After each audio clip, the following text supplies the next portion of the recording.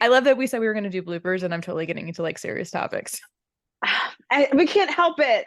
It's all relevant. It is all relevant. So I was going back through the archives. Do you remember? Do you remember the shows you were on? The numbers?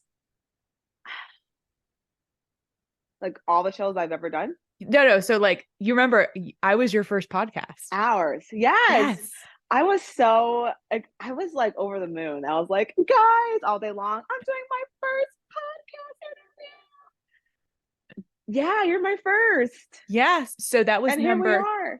number 32. And then I forgot that we had done a follow-up after you won. And you were number 58. You were episode 58. So this was like early days of the podcast because now I'm on like almost show 200. Yeah, it's crazy that it's still going. But I was like, oh my God, we were little babies back then. Yeah, we did do a follow-up. And then you were on my panel, like my really like big panel. I've been doing like small ones like that in like local libraries. That was like my first one was a venue and like an audience. Yeah. So fun. And I had my friends come out, they're like, you sound really smart. I'm like, I'm always smart. No, they didn't say that. I just remember you had like makeup artists there and I was like, oh, I finally found like I had my makeup done on point. I did. You're right. That was a good time. And It here we was. are. I'm so glad that it's like full circle again. Yeah, because we could not be doing panels like that for a while. So I'm glad that we got them in because we had some great photo ops that really helped with Those are some promo. good pictures. I used to look at those pictures. I'm like, yeah, this was a pretty legit event. Yeah, it was great. We got to do it because I'm moving back to DC. I'm ready, girl. I I'm am ready. I don't think you understand how ready I am. I felt that though. I felt it in my chest. Can we just talk there's something about moving away from where you're meant to be that really tells you you're meant to go back. Oh. But as a different version of yourself. Even better. Even better. So let's use this kind of like recap, like what's been going on since 2019. I mean, we've kind of been texting. I've been, I'm an Instagram stalker. It's what I do. But what's been up with you? What's getting you fired up? What are you working on? It's interesting. I feel like you were mentioning earlier places that you're meant to be, kind of make your way back to. And I don't feel that way with an actual physical location, but I feel that way with like specific passions. So thinking back from even my first my first time on a podcast, which was episode 32 for you, like all of my passions and ambitions are exactly the same as they are today. And there's just been like different areas of progression, especially in the networking arena, especially in what my events have grown to be. I got a lot of advice. I'm like, you have to find a niche. And I just thought people were ridiculous back then. But like, I feel like that's kind of happened organically. So since then, I've been really harping on just doing a lot more panels specifically for women around any topic of mental health. The past few ones that I've had have been centered around self-care, around mental health awareness month, but how to look for signs of knowing what you're needing in the first place before meeting those needs, imposter syndrome, and then we've got a few others coming up on the line as well. And that's just been like the main things I've been pouring myself into. And it honestly doesn't feel like it because I love it so much. And when I first met you, I had just gotten my license as an independent therapist. So I was still kind of like wet behind the ears in terms of being on my own, no supervision, just like finding my own flow in the clinical space, my one-on-one work. And I feel like that's come a very long way. And I feel like the niches that I've kind of ended up in are around like neuroscience, of course, mindfulness. That was like one area I was always interested in. More DBT, a lot more trauma. And so like those are the areas that I've really been growing in professionally and just been attracting different clients. Like I work for a private practice as a contractor and I'll be starting my own very soon, early next year, with a really good friend of mine who's also an amazing therapist. So we're like combining forces on this front business wise, and then we're going to help a lot more people and have a few more other colleagues coming on board with that too. So a lot of growth like in this space as a provider, but I also feel like that's been the best thing for me as a person, because when I first started, I was like, I should really start to put some of these things into practice myself. So when I am teaching a different skill or technique to someone, or giving an explanation around a certain symptom, I can not just speak from experience of having experienced similar things or similar circumstances, but also like, I've tried this out. Here's what works. Here's what's come up for me. Here's what I would advise in terms of moving forward for you. And so I just feel like it's made me such a more centered and balanced person.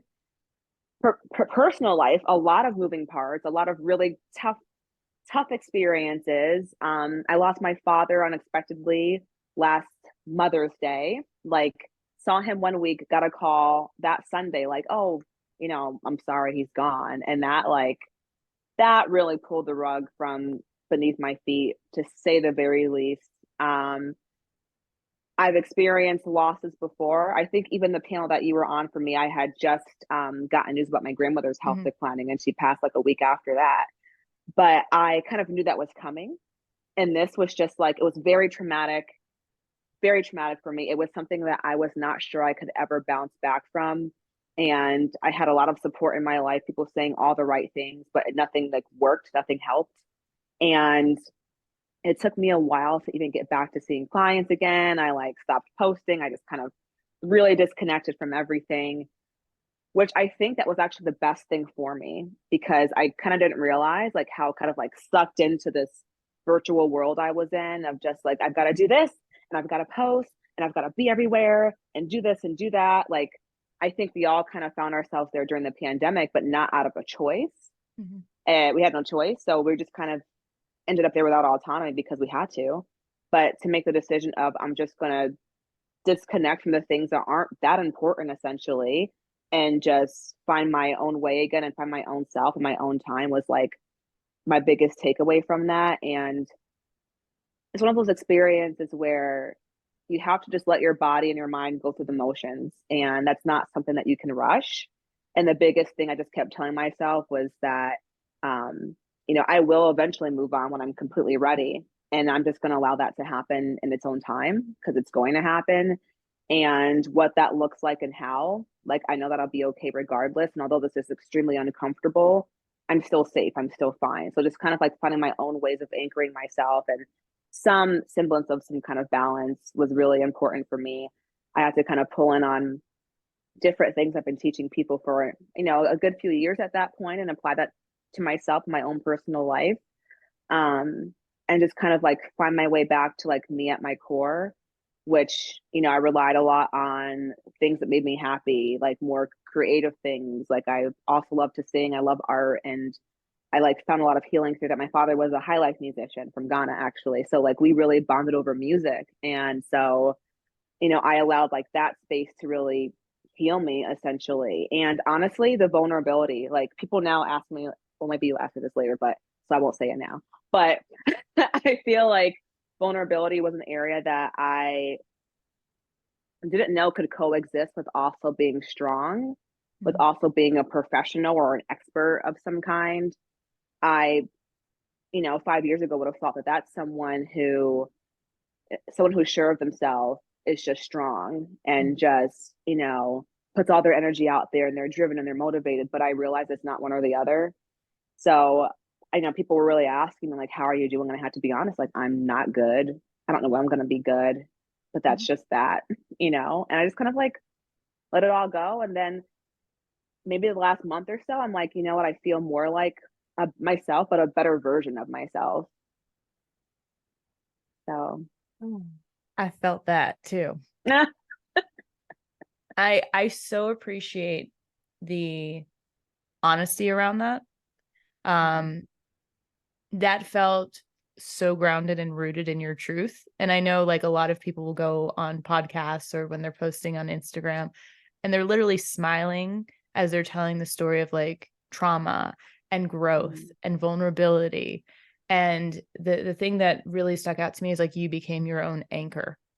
And I think so much that is out there in the alternate metaverse universe, whatever it is is about being engines, about moving, about being in action and going and doing and producing, that we don't have that center point to anchor to, that home base to come back to.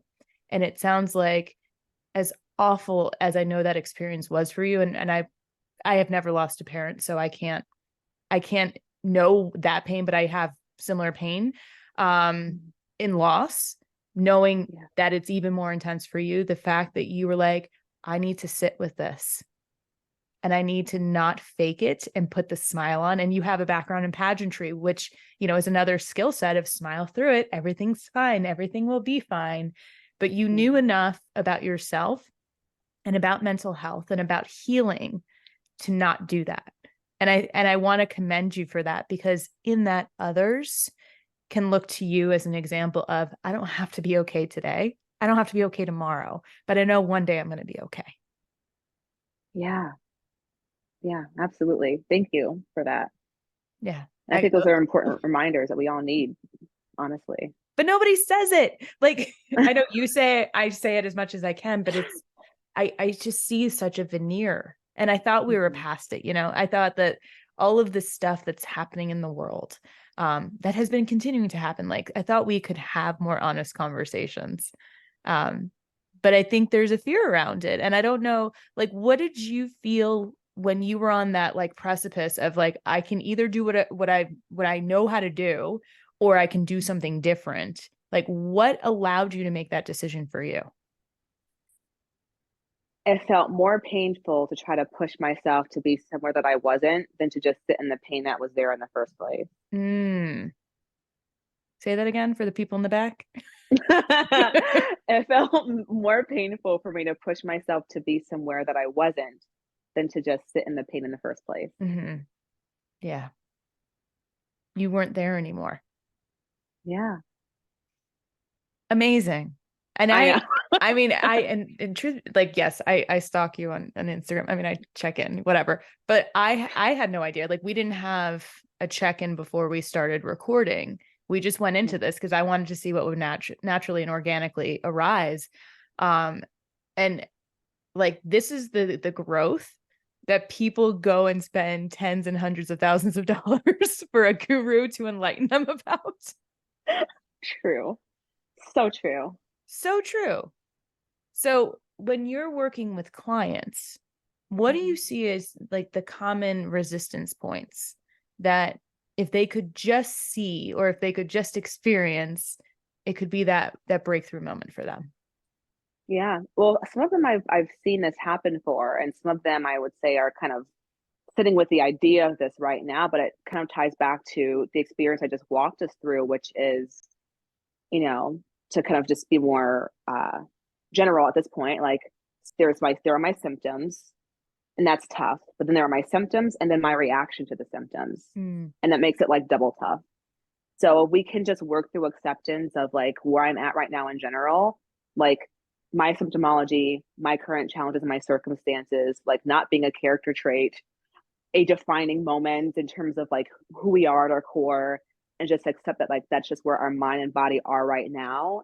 And if we can look at symptoms and emotions, big, small, hard, easy, as just our body's way of naturally communicating with us to help us meet those needs, I think we'd all be in a bit of a better place. I think it's easy to villainize our emotions. I think just through a lot of societal programming, like, when we're little, I remember like being shown the faces of like a sad face, smiley face, angry face, like, okay, decide like which emotion is what does this mean? And that was just kind of that. But then as we got older, like, oh, this isn't allowed. And being professional means like having it all together and never crying at work. And you've got to have a better work-life balance. You can't bring your issues to a professional space. And I always see more powerful moments when I can be very candid about kind of like where I'm at. If a client asks where I'm at, I'm going to answer honestly. I'm not going to take that and make it a therapy session about myself. I'm going to normalize being honest with where we are and modeling that for them. I'm going to normalize the fact that, yes, like being depressed is hard and I wish I weren't depressed, but I'm not a terrible person for being depressed, or I'm not doing something wrong because I have PTSD. And so it's just trying to changing our narrative around our experiences, I think, is a really big point to always come back to, or at least learn to get to. Yeah. What I'm taking away from that is like, if we can be objective and curious about our emotions versus judging them and making them like a solid label that we're carrying around, we can actually heal and make ourselves feel better too, and others in the process. Yeah, absolutely. There's like, I've heard this saying, I forget who said it, but like everything's a neutral statement and then we give it meaning. Like the neutral statement, for example, is like it's raining outside. The meaning could be like, I'm gonna sleep so well tonight. I love the rain, it's so relaxing. Or it could be like, oh my gosh, like the rain always makes me feel so down and so tired. I hate when it rains. So neutral statement is like, I need help. I'm struggling. And then we can assign that with, it's because I'm not good enough, or I need to do this better, or be better, or improve this, or I just need the help and I'm allowed to get it. We all have our own challenges from time to time, and like having challenges and not always being happy, or, being at a point where I can say that I know exactly where I'm going in life. Like those aren't bad things. Those aren't bad characteristics. It's just a place that we're allowed to be because we're human. Mm-hmm. And it's messy being a human. Oh yeah, but it's supposed to be. It's absolutely supposed to be. Yes. Like we're meant to like come here and figure it all out and go through the emotions and go through the highs and lows, I guess, like, or the ebbs and flows of life, and like always find ourselves in that. Yeah. Are you familiar with the headwind tailwind? No. Okay, so this is another really good one. So in life, we have headwinds, so the things, the obstacles that we have to overcome to become who we are, to get where we are. And then we have the tailwinds, the things that help boost us or accelerate or like allow us to go faster and easier. And the key to it is that one attribute could be both. It could be a headwind at a moment, a tailwind at another. Like, so I am an early riser. Now, it used to be an amazing tailwind because I worked on the East Coast and I could get, tons of stuff done before other people got going. Well, now I live in mountain time. And so I'm getting up and other people have already started to work. And if I get up earlier, then I got to go take care of the dog and then I can't be productive anymore. So it's not even that it's good or bad. It's just like there's friction that can come from it, or there's ease that come from it based on how you apply it. And when your situation changes, it might change in value too. I love that. I'm going to use that in session. Yeah. But if you think about like really even the childhood trauma or the experiential trauma that you have in the moment, it feels like a heavy headwind. And as you're going through it, as you're healing, as you're experiencing it, you can be looking for those lessons and those nuggets that become your later tailwind. Absolutely. And I love that because I think that, again, with every emotion being allowed, we sometimes look at our past experiences, whether it be in childhood or different phases of adulthood, different relationships, and, we can hold space for the loss. And I think that's powerful and beautiful and so healing. But there's also something that we can kind of gain at some points too. I think that's a really tough one to kind of navigate through sometimes, because I don't think it's a conversation about something being meant to be, but it's like you said, like it's, one experience can come with like several different angles and avenues that we can kind of take and apply going forward to something else. Yeah. So, I was talking to someone the other day about like being super hyper vigilant and stemming from childhood trauma, because that hypervigilance at one point like kept them safe. And that's not a button now that they can turn off. And so I said, so in a way, the things that, the average person might overlook, you might notice, whether it's someone else who is uncomfortable in a work meeting, or someone in your personal life having a hard time, or, someone offering you a gift and you're really thinking about how much effort and, passion they put into giving you something. And so like, in a way, you're really able to hold space for the emotions of so many other people, not take it on as your own, but you notice, you observe, you don't miss these things. And that's a beautiful part about life to take with you. And they were like, I've never thought of it that way. Yeah. But that's hearing you say that is reminding me of that example. Exactly it. It's exactly it. It's like some of the things that you think were like the most painful and the hardest things have given you such a gift in the way that you show up for other people. And then if you realize I can show up that same way for myself, it's like, yeah, One of the other things that popped up as you were talking, because I was having sessions last week where this came up, which is that you can have multiple emotions emerge at the same time. Mm-hmm. Most people don't realize that they can experience multiple emotions. They think they have to be happy or sad, that they're not allowed to be excited and also grieving. Yeah. Yeah, that's so true. That comes up a lot as well in sessions. Like, you're allowed to feel everything or a lot of things simultaneously. And I think we're kind of taught that as well growing up. Like, are you sad? Are you hungry? Are you angry? And it's like, I am everything right All the now. things. Yeah, absolutely. Well, and also, I don't think we have a really good language around emotions, because even in the happy, sad, scared, whatever it is, like, there are such nuances. And people don't know what it even means. They're like, well, it doesn't feel fully happy. It doesn't feel sad, but I don't know what that means. Do you see this pop up with your clients? Do I call them clients or patients? Clients. Yes. Okay, let's go clients. Good question. Yeah, clients. I see it happen. So I do therapy and life coaching separately, and I see it come up a lot in both spaces. And so what I really encourage people to do is try to connect with how something feels in their body, like kind of like more of like the somatic angle, essentially. Like, we don't need a proper word or name, but like, if you pause for a second, you can tell me how that feels, and then look for that next time. And if we can kind of learn, like, okay, this sensation usually means that I am anxious. If I'm anxious, that means I'm feeling afraid. If I'm feeling afraid, the need is I need a sense of security or a sense of safety. How do I connect with that, or ask for support in that area? So I kind of help them look at it more as kind of like finding the trail to help them get to a need. That's what every emotion is in the first place. It's just your mind and body, like, letting you know where you're at and going forward from that angle. Yeah, I love that. Finding the trail to get what you need. Yeah. It's like very Hansel and Gretel, but without the witch. Without the witch at the end of the day. Yeah. Oh. So don't leave yourself breadcrumbs, because then the birds can eat them. So I think I like to plant seeds. When we have our next conversation, what is it that you're going to be most excited to share with me? I would say probably more action in other areas of passion. Because like I said, you caught me at a good time, because I'm at a space now where I can like hold space for kind of like being out there and being active, like, in the world. Whereas before I was like, all I can do is hibernate. And that's the extent of like what my capacity is at this time. So my capacity has grown, which has been really helpful in my healing journey. And it feels good to be excited about the things that once meant something for me, but for the last like year and some change, just kind of felt more gray in terms of like my viewpoint, because I would think I felt like I was more in survival mode, but I was really just kind of more into just kind of like sitting and not doing mode.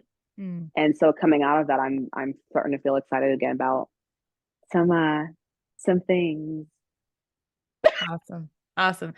So we focus on you first, and then if you can pass along a nugget of wisdom, or maybe a tool or trick that you wish every person knew, what would it be? Someone told me this, and I think about it at least once a day, that regardless of what you're sitting with and how hard it is, your mind and body will move on when it's ready. We're just going to breathe into that one. That's right? Amazing.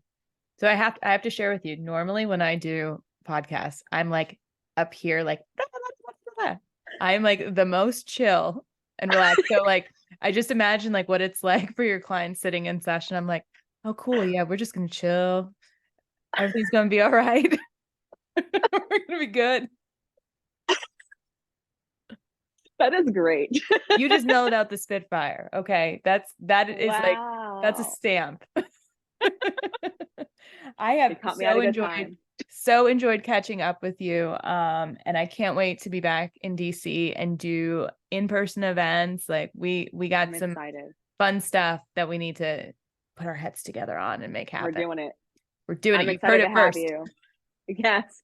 I'm excited to have you. I'm excited to bring our synergy back to life. Like, I know we have it now, but like getting back together in the same room, same space, And I'm looking forward just to having you be a part of that and talking about that next time when I'm on. And yeah, I'm excited. Amazing. I'm excited to reconnect. Yes. Wonderful. And if people want to check you out, where should they go? Yes, they can follow me on Instagram at Andromeda Peters. It's ANDROM as in Mary, EDA Peters. And I also have a mental health page at Your Mind Matters Global, which I post a lot more mental health content and that's daily inspiration, and TikTok, Andromeda Peters as well. Wonderful, Andromeda. It was a pleasure as always. You are now, I think, our most frequented guest at 3, so you hold the record. Yes. That's what happens when we start early on the podcast. Take note, people, take note. I'm kidding. Awesome. Well, thanks so much. And for all the Spitfires out there, make sure you go check out Andromeda, and y'all keep being awesome.